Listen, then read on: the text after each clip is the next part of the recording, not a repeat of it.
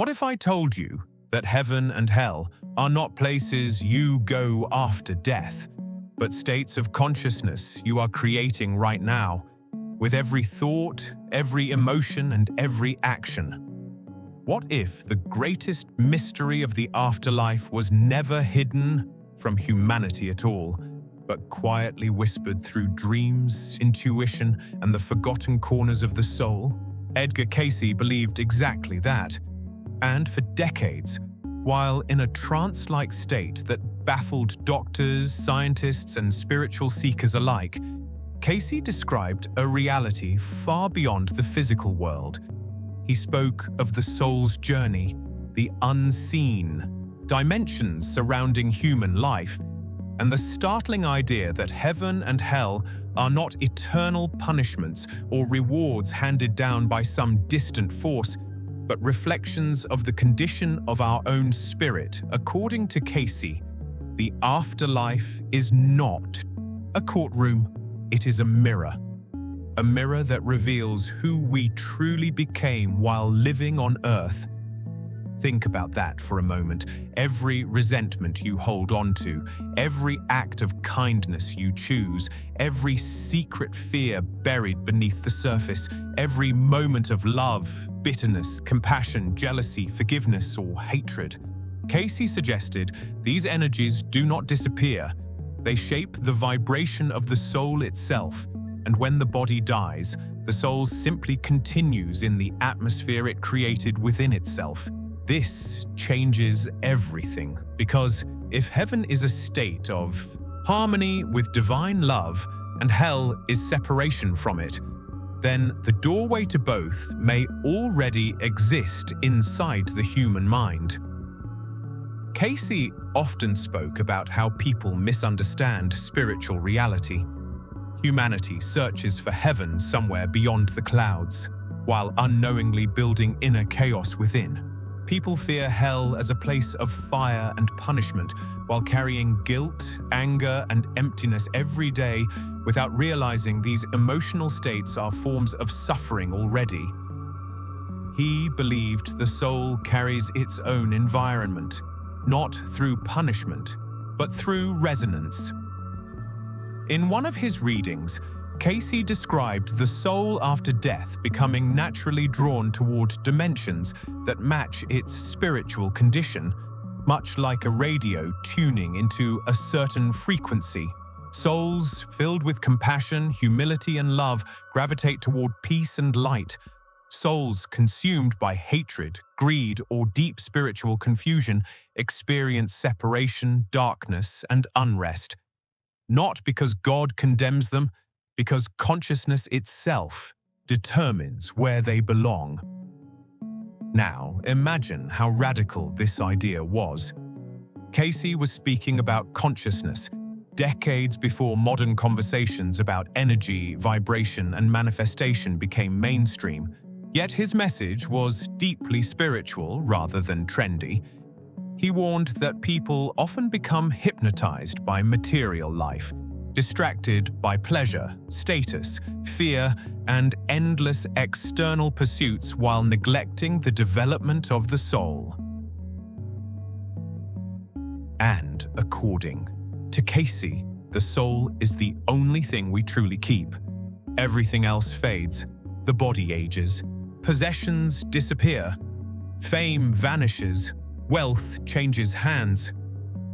But the inner self, the spiritual identity beneath the personality, continues onward. He believed the purpose of life was not merely survival or achievement, but transformation. Earth was a school for the soul. Every hardship, every heartbreak, every disappointment carried the possibility of awakening something greater within us. Even suffering had meaning, not as punishment, but as opportunity. Cayce taught that many souls reincarnate repeatedly, returning to physical life to continue learning lessons they failed to master before. Lessons of forgiveness, lessons of patience, lessons of love, and perhaps most difficult of all, lessons of Selflessness. According to Cayce, people often imagine spiritual growth as gaining secret knowledge, mystical powers, or supernatural experiences. But true spiritual evolution was much simpler and much harder. It was about becoming aligned with divine love in ordinary life, how you treat people when nobody is watching, how you respond when life becomes unfair, whether you choose compassion instead of cruelty, whether you allow pain to harden you or deepen you. These choices shape the soul. Cayce said that many people unknowingly live in inner hell long before death arrives. Anxiety consumes them, bitterness poisons them, endless comparison drains their joy. They become disconnected from purpose, from love, and from the deeper spiritual reality within themselves. And yet, outwardly, they may appear successful. This is the deception of modern life. A person can gain the world and lose their soul in the process. But Cayce also believed heaven begins long before death as well. Moments of genuine peace, moments of forgiveness, moments where the heart feels connected to something eternal, moments where love overcomes fear. These are glimpses of heaven entering human consciousness. Not someday. Now. And perhaps this is why so many people today feel spiritually exhausted. The modern world constantly pulls attention outward. Endless noise, endless distraction, endless stimulation, but very little silence, very little reflection, very little connection to the soul. Cayce warned that humanity would become increasingly materialistic while simultaneously becoming spiritually hungry. And looking around today, it is difficult not to see exactly what he meant. People have more entertainment than ever before, yet feel emptier. More information, yet less wisdom. More connection online, yet deeper loneliness within, because the soul cannot be fed by distraction. Hungers for meaning, it longs for truth. And according to Cayce, the greatest truth is this: human beings are not merely physical creatures trying to become spiritual. They are spiritual beings temporarily experiencing physical life. That means your consciousness matters more than you realize. Your thoughts matter. Your intentions matter. Your inner world matters because long after the noise of this world fades away, the condition of the soul remains. And Cayce believed the soul eventually faces itself with complete honesty. No masks, no excuses, no illusions, only truth. Imagine standing before the complete truth of your own soul. Not the version you showed the world, not the personality carefully crafted for approval, not the image protected through status, appearance, or reputation, but the raw spiritual reality. Beneath all of it, Edgar Cayce believed that after death, the soul enters a state of expanded awareness where nothing can be hidden anymore. Every thought, every intention, every act of love or cruelty becomes fully visible, not through judgment from an angry God, but through perfect self-awareness, and that realization alone can become either heaven or hell. Cayce described the spiritual world as far more alive, intelligent, and interconnected than most people imagine. According to his readings, consciousness survives death completely intact. The soul does not sleep. It does not vanish into nothingness.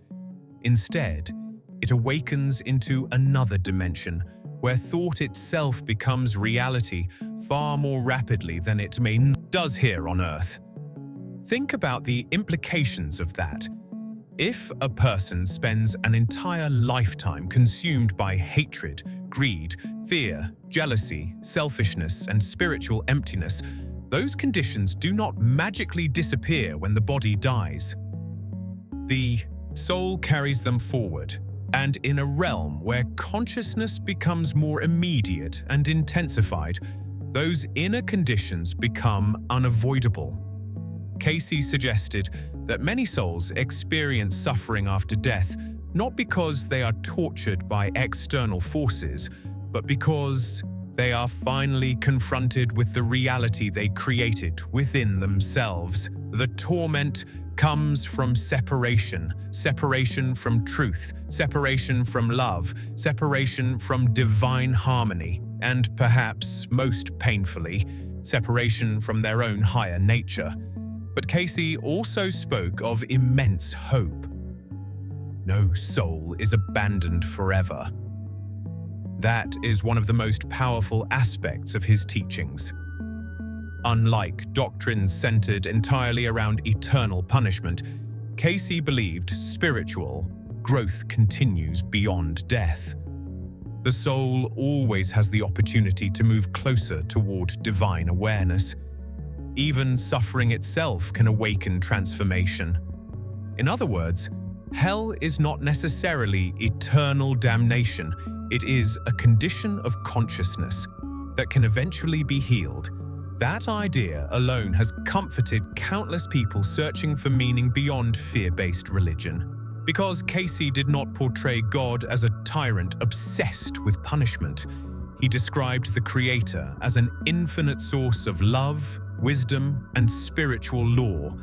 And according to Cayce, divine law operates much like gravity, not through anger, not through revenge, but through cause and effect. What we sow internally, we eventually experience. If we cultivate compassion, peace grows within us. If we cultivate hatred, suffering grows within us. The soul becomes shaped by what it repeatedly chooses. Modern psychology is only beginning to understand something ancient spiritual traditions have taught for thousands of years. Thoughts are not harmless background noise. They shape perception, emotional reality, and even physical health. Cayce believed negative emotional states literally affect the energy and condition of the body. Fear weakens. Bitterness poisons. Resentment drains life force. But love heals. Forgiveness restores. Faith strengthens. And when you examine many near-death experiences reported across the world, an eerie similarity appears. People often describe encountering overwhelming love, expanded awareness, life reviews, and profound realizations about the importance of compassion. Not money, not power, not social status. Love. Cayce's teachings echo this repeatedly. He warned that humanity spends enormous amounts of energy chasing temporary things while neglecting eternal development. People become obsessed with appearances while their inner world quietly deteriorates. They master careers, but never master themselves. They accumulate possessions while starving spiritually. And then one day, life ends. Not someday for someone else. For every person listening to this right now. One day, the body will stop breathing. The free noise will end. The distractions will disappear. And according to Cayce, what remains is the condition of the soul. That realization can sound frightening at first, but Cayce intended it to awaken people, not terrify them. Because if consciousness truly shapes spiritual reality, then every moment becomes meaningful. Every choice matters. Every act of kindness carries eternal weight, even small moments, especially small moments. The stranger you chose not to humiliate, the forgiveness you gave instead of revenge, the compassion you showed when nobody expected it. The honesty you practiced when lying would have been easier. These moments shape the architecture of the soul. Cayce believed people often wait for dramatic spiritual experiences while overlooking the sacred opportunities hidden within ordinary life. But according to him, spiritual growth happens through daily alignment, daily choices, daily awareness, daily intention. And perhaps that is why so many spiritually exhausted people feel trapped today. Society constantly encourages external achievement, but rarely teaches inner mastery. People learn how to build careers, attract attention, and consume endlessly, yet few are taught how to cultivate peace within themselves. As a result, many drift through life disconnected from purpose, anxious without understanding why, restless without knowing what is missing, searching everywhere except within. Cayce believed the soul carries a memory of its divine origin. Deep beneath the noise of the ego, beneath fear and distraction, exists a longing to reconnect with something eternal. That longing cannot be permanently silenced through entertainment, pleasure, wealth, or achievement, because the soul was not designed merely to consume life. It was designed to awaken through it. And this is where Cayce's teachings become deeply personal. He did not simply describe mystical ideas about the afterlife. He challenged people to examine themselves honestly while they are still alive. What thoughts dominate your inner world? What emotions are you feeding every day? What kind of energy do you bring into the lives of others? Do you leave people feeling diminished or uplifted? Do you operate from fear or from love? These questions matter more than most people realize because, according to Cayce, the soul gradually becomes what it repeatedly identifies with, and modern life makes this especially dangerous. Many people unknowingly train themselves into inner chaos, endless outrage, endless comparison, endless negativity, endless stimulation. Social media floods the mind with envy, anger, vanity, and division hour after hour. News cycles amplify fear constantly. Entertainment often glorifies selfishness, cruelty, and emptiness. Then people wonder why peace feels so distant. Cayce would likely say, the soul absorbs what it continually consumes. This is why he emphasized meditation, prayer, reflection, service to others, and spiritual discipline, not as rigid religious obligations, but as ways to realign consciousness with higher frequencies of thought and being. Silence becomes medicine. Stillness becomes clarity. Compassion becomes transformation. He believed human beings are far more spiritually powerful than they realize. Thoughts influence reality. Intentions radiate energy. Consciousness itself affects the atmosphere around us. Some people walk into a room and bring peace. Others bring tension, anxiety, or darkness without speaking a word. Why? Because inner states radiate outward, and according to Cayce, the spiritual realm responds to those inner conditions constantly.